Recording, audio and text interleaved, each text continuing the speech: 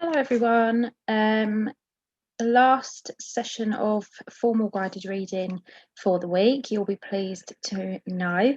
We've got a GPAS one tomorrow and then a story for Friday. So that's great news. And then you're back with us on Monday, which is even better news. So it is Wednesday, the 3rd of March. And just as we have been, we are discussing and evaluating texts, commenting on the writer's use of words, phrases, and language features, including figurative language. So I'm sure you're sick to death by now of me reading that same learning intention, but I feel like we've really done well on the PEE this week. I've seen a noticeable difference in children's work, so I'm really proud of you all. I'm really pleased with the work that I'm getting. So do keep it up. Not long now, and we'll be back together. So we had a look at these characters, didn't we? We had a look at them. Monday. Just have a think about your feelings towards those characters. How have they evolved? Are they any different now to how you felt about them when you first met each one? So, for example, has your feelings or have your feelings towards Edmund changed since he behaved the way he did towards Lucy? Okay, perhaps you weren't keen on him before and now you dislike him even more. Okay, somebody decided that actually Peter is quite rude. Is he always rude?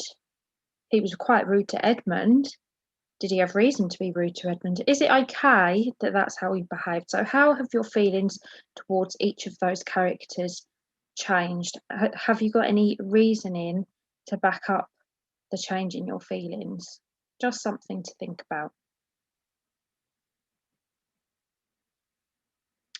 I'm not going to read this all out to you, but have another read of chapter 5, part 2.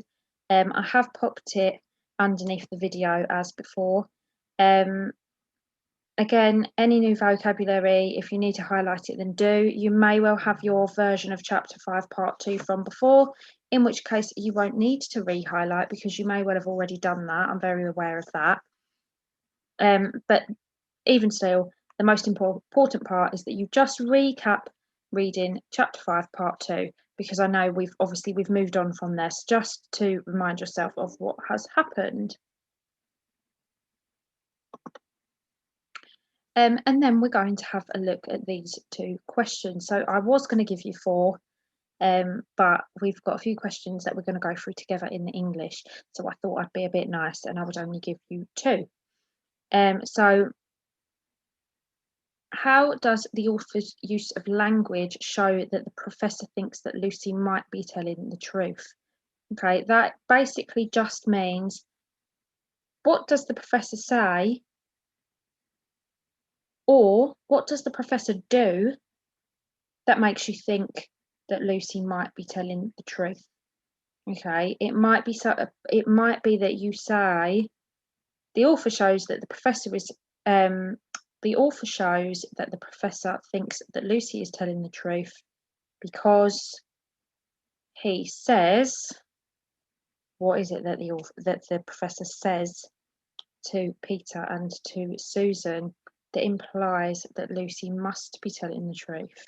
He talks about the fact that she is the more reliable. He asks them the question about who lies more.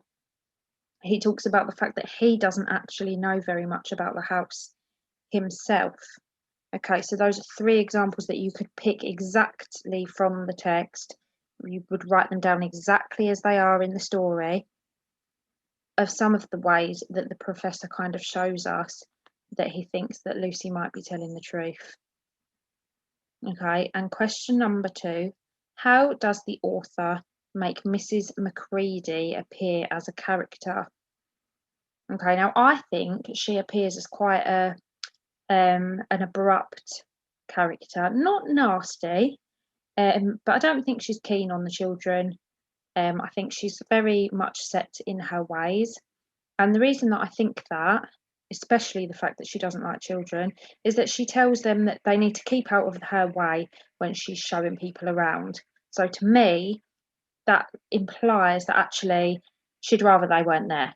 Okay, they need to stay out of her way. They need to be not even seen but not heard. They need to be neither seen nor heard. So it almost comes across like she wants them out the way so that nobody knows that they are there.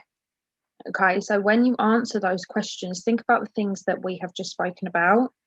And just as we have been all week, think about that point, the evidence, and the explanation. So the three things. If you need to put a P and then write your point, an E for evidence and then write your evidence, and an E for explanation and then write your explanation, please do. It must have those three things for each answer. Okay, and that is it for today. I will see you later.